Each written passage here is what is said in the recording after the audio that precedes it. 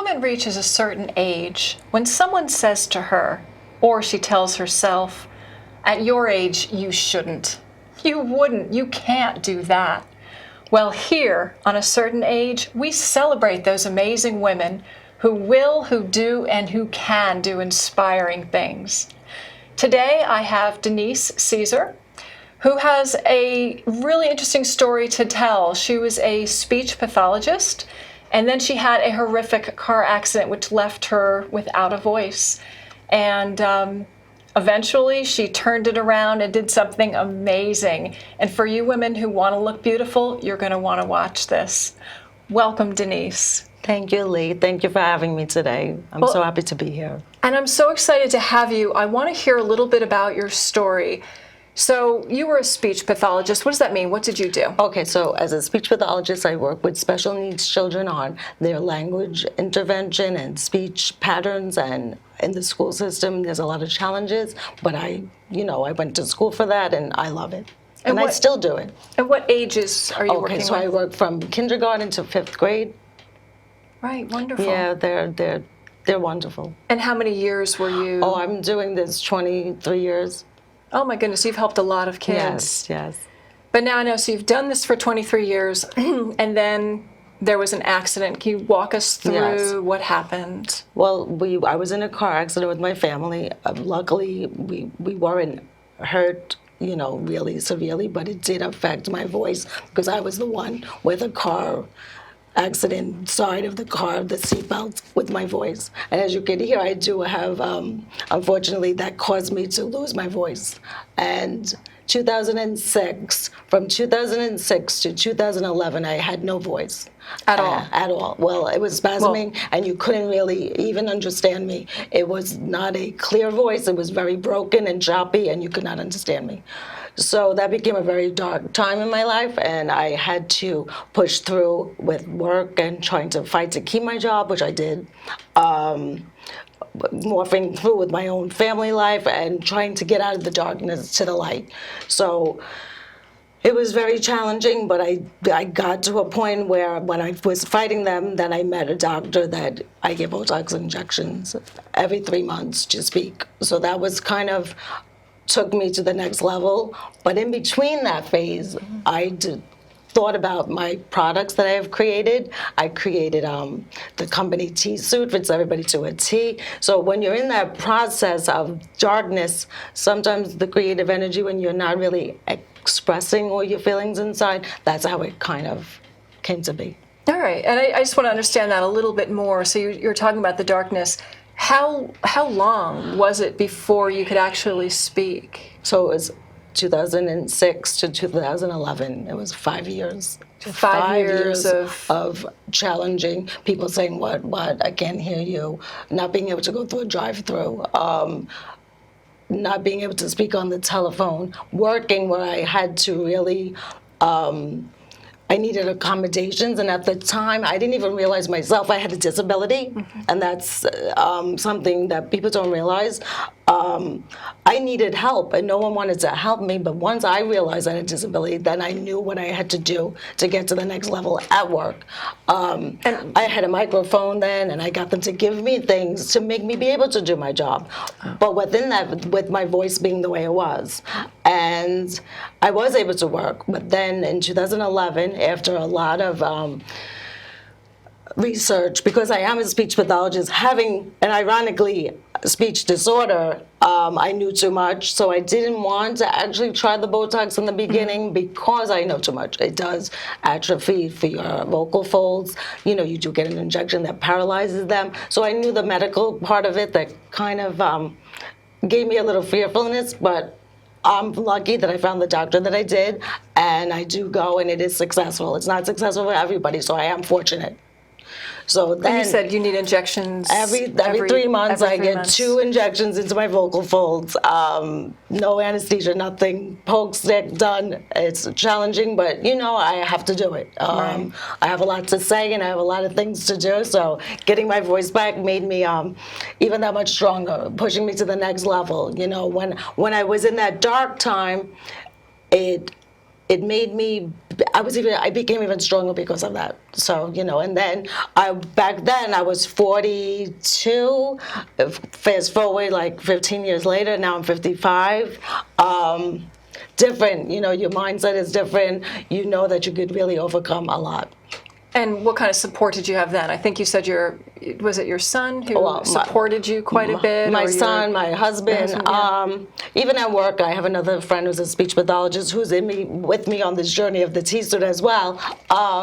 Thank goodness she was there because she wouldn't let me leave, because there was times when I'm like, I can't do this anymore. It's just too much. They're taking me down, but I knew that I had to keep going for my son. All right. And what was your lowest part? Where was it? When was it the toughest? The toughest was when I would wake up in the morning. I'd have to smile all day because of the students, but then there were people who would make me feel bad about my voice. Not my students. My students never did. My students, because they have disabilities, they were, I'm going to cry a little bit, they were always accepting of who I am. And when I did get my voice back like this, one of my students says, I like the other voice better. Oh. And that lets you know what's real. And that's why I do what I do. And still till today, I'm a speech pathologist, because I had so much to give. You were going to take me away from something where I could have given so much. And I am. I'm giving. So I'm fortunate that I stuck it out. I didn't give up. You can never give up. And I used to tell my son that, so I had to live it. If I was going to tell him, you never, never, never give up, I had to keep going. You did it. And I did it, and it brought me to this new, unbelievable company, because during the time when I didn't have the voice, I came up with the name. Right, you said you had time to think. I had so much time to think. Where did you started with a name? Yes, Tell us about the name, and what does that mean? Okay, so the name is T-suit, fits everybody to a T. When I used to go to the swim club with my son when he was younger, I never wanted to cover up. I wanted to be able to just get up and walk around either after him or with him, not where I had to put on this T-shirt and hide. So I was makeshifting this thing. I didn't know what I was doing. I put this thing under a shirt, and it was more waterproof, and and people would say, what is that? I love it. And I'm like, so you designed your own I kind of designed my own cover. thing with different things that I had. I put them together, little boy shorts, because after having a baby, you're covering which area you want to cover, what have you. So I did that, and people would say, where'd you get that? And then I change it up and do something, where'd you get that? So then I said, there's something to this. So I first came up with the name. And the name was, we were thinking about it, but I started with like a T-shirt with something supporting, for full of figure women, you need support. So I called it T-suit, but then I came up with fits everybody to a T, because the T-suit and the T kind of come together. But it was about the fit, and that's what I learned as I'm going forward with this. Women are not a size. It doesn't matter what size you are. You are about a fit. If it fits you, you look beautiful. If it doesn't fit, then it's not serving your purpose. So people get caught up in this number, the size, and that's not what it's about. So that's why it fits everybody to a T. So it's about the curvy woman, but it's about all women, because if you're not wearing the right fit, you're not going to look your most fabulous. And you had mentioned how you designed that, what I thought was so interesting. You said that in the fashion industry, that women usually they start with a size 6 or 2 or sizes that I don't understand how people wear them. But you start there, and then to fit larger women, you just take a size 6 and make it bigger. Exactly. But the curviness is different. So how did you do it? You had a whole different approach. I had a whole different idea in my head. So luckily, I've met a wonderful designer, Julia B. Without her, I wouldn't have been able to come up with these fashions, because she took me very seriously, and she took my vision very seriously. And I said to her, why are we not taking the curvy woman, my friend Catherine is the curvy woman as well, and make her the fit model? Why is she not the fit model? So size 18, 20, why don't we fit it on her, and then go this way. So this way the fit, if you see my design, my pareo, it fits everybody. It looks the same design on everybody. So I was very thrilled with that, because no matter what size you are, it looks the same. The shape is the same, and it doesn't change, and everyone looks fabulous. So your designs, you started curvy. Yes, and then fit it from there. Fit it there. Exactly. Hail to the curvy women. There Yeah, you go. yeah, We need a good. T-suit that fits to a T. So I love this. Now, how long have you been in this business? And I want to look at some of your things, Okay. but how long have you Okay. been in? So I started with the name, like I told you, in 2011. Then I was trying to trademark it. I launched my website last year, 2018. So it's been going on for a couple of years, but the actual launch was April 2018. All right, and actually, you know what? Tell us just a little bit of the process, because I'm sure there are women who want to start their own business.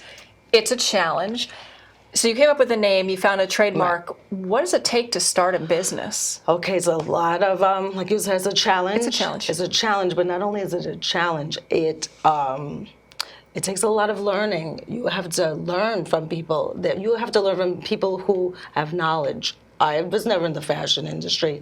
I don't know. Well, I do now. I didn't know where to start.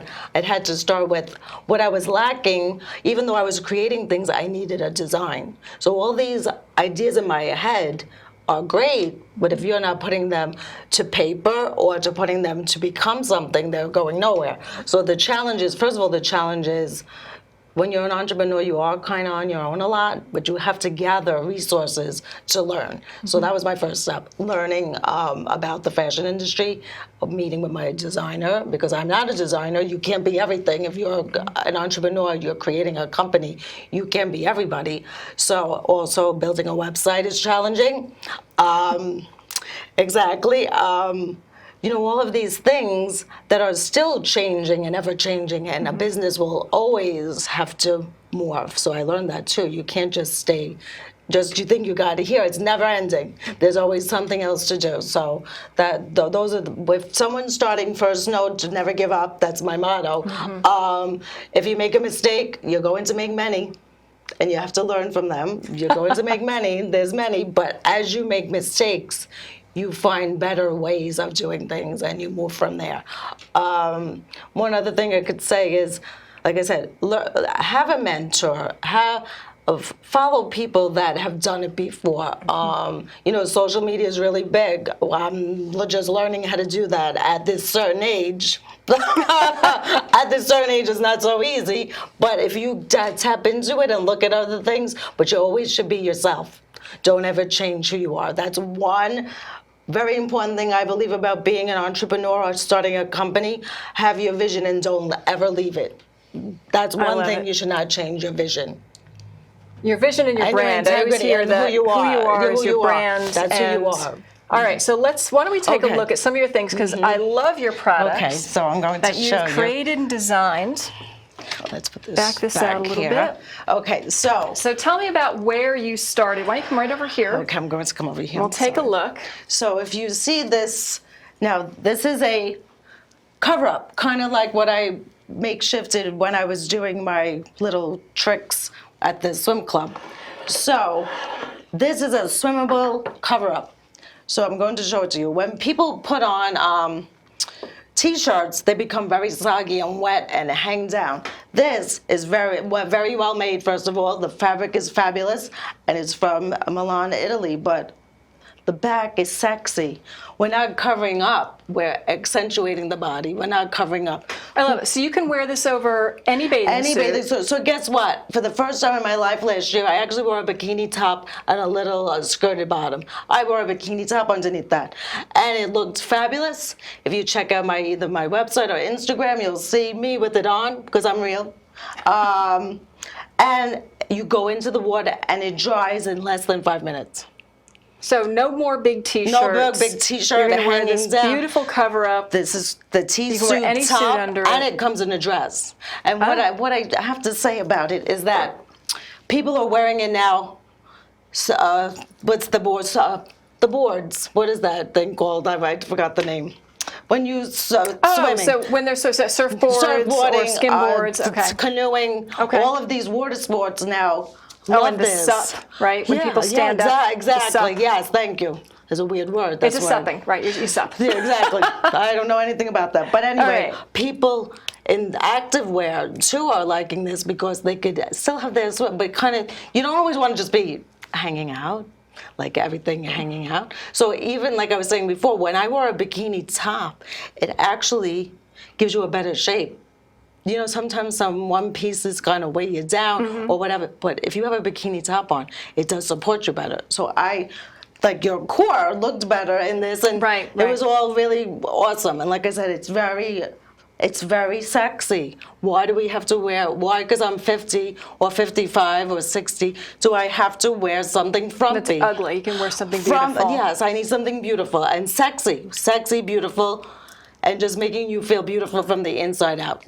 I love it. Now, is this one of your suits that's under it, or is that a demo? When I created my website, I did hand select swimwear to go on my line that take the fit into consideration. So their fit is nice and their fabric is fabulous. So I picked 3 companies that I have on my website that I love their swimsuits. So they're form-flattering swimsuits, exactly. And then you've got the cover-up, either short or long. I love it. And the dress is unbelievable, too. I don't have the dress today, but the dress is the same material, just longer. Okay. So before we go to your, excuse me, your skincare line, why don't we look over here? So you come on over here. We're going to switch here. Yeah, because, I'm sorry. It's like doing a little dance. We're doing a little dance. So this is come over to the inside. Come between the screen. This is what we were talking about.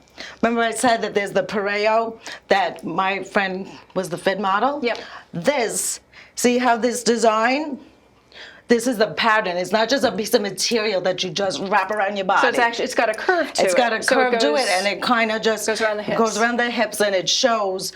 So if you look at anybody that's wearing it from size 4 to size 22, that shape never changes. Never. And this was your first piece that you? That was my dream. This is the dream. Okay. This is the dream because I could go in and out of the water and just like that. So we took care of the top here, and now you're taking care of the bottom, the hippie thing. The hippie thing. But with the hippie thing, everyone has hips. I mean, there are people who are very thin, but it even gives them a shape. Because it has a shape. It's not just a piece. Like when they create Pareos, they say, I could get a Pareo everywhere. Not that one. Right. You can't get this one everywhere. No, because it was made with the body in mind and the fit in mind, and that's the difference. I love it. And then the top that's with it is just another top that's available. That's available on my website. Okay. Yes. So fantastic. Now we're going to do the dance again. Do the dance again. And then if we can look, because you have a whole skincare line. So where did that start? Because I think this is so clever what you did. Okay. So I do love all these type of products. So this was like a dream of mine as well. I created travel essentials. Okay. So, let's start with this one because this is where I wanted to create one. Now these are mine. These are my own formula.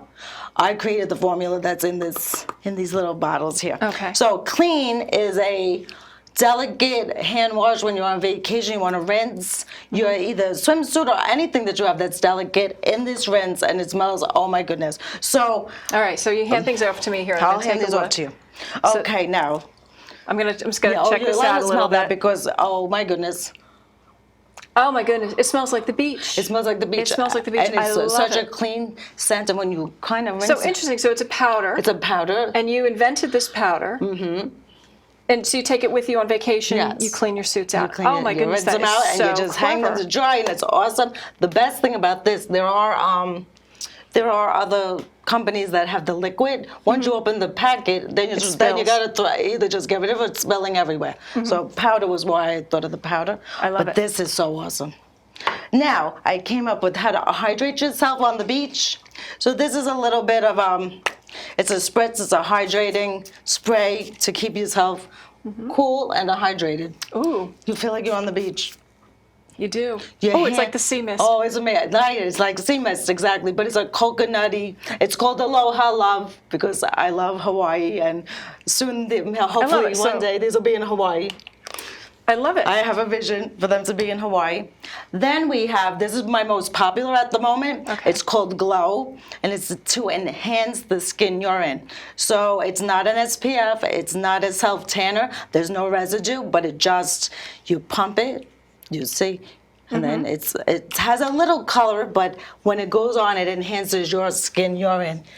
Oh, so but I mean, it's a moisturizer, but it has like a little glow. Little glow, but if I use it, I have friends that swear by it. They use it as foundation now. It's crazy. I love it. And again, you created this. I created this. Is my formula. Was, Denise's formula. and now, just because it's interesting, the manufacturing process.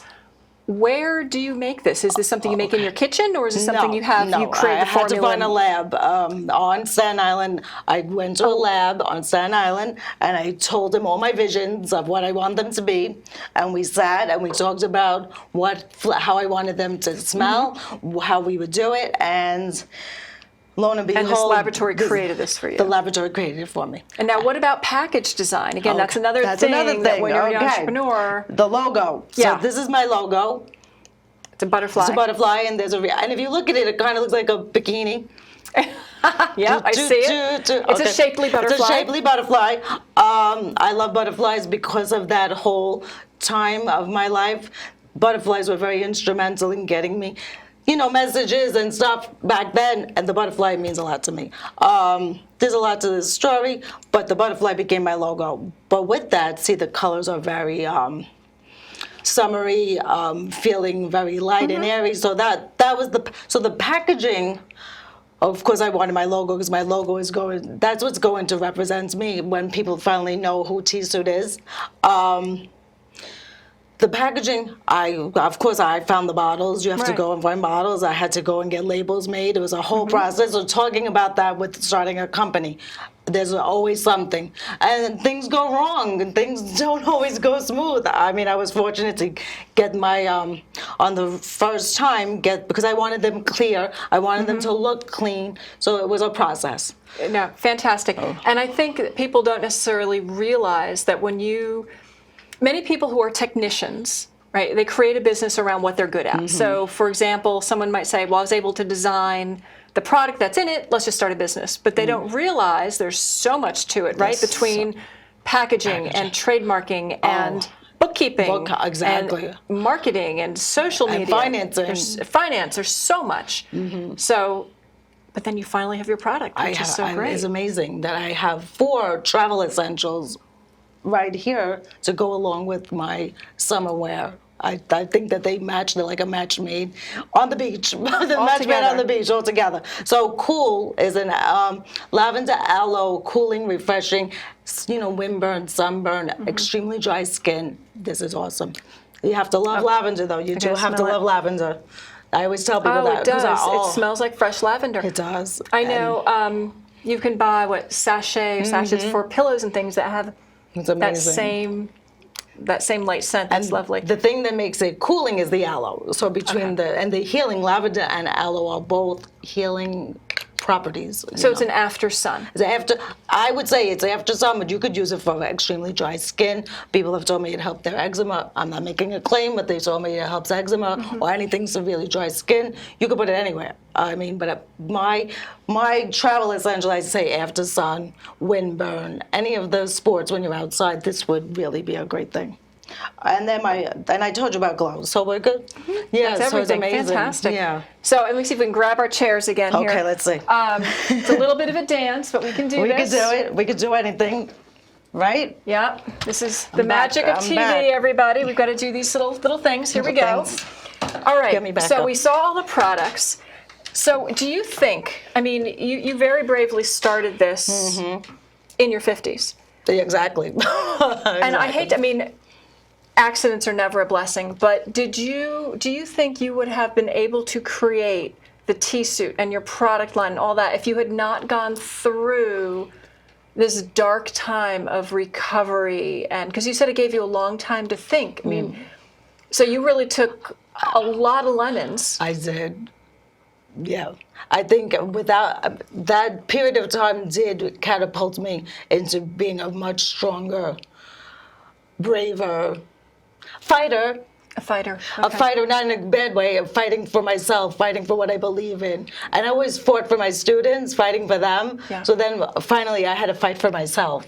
And that's where I think why I've done this is because I know there's nothing you can't do. We can be unstoppable. There are roadblocks, and if you truly believe in something, it will happen. So do you have any advice that you can give to others? I mean, If obviously if they have this a bad accident or bad thing that what happens to Yeah. them, and it might be a car accident, but it Yeah. might be the loss of someone dear to them. It might be the loss of a job, right? It's really if you get laid off.